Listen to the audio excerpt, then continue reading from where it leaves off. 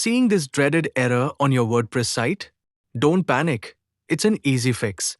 Log into your cPanel account and open File Manager.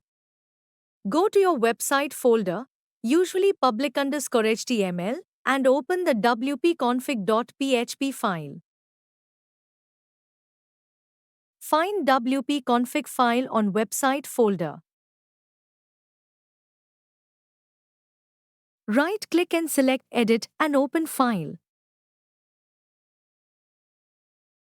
Check the database name, username, and password listed in the file. Now return to cPanel and open MySQL databases.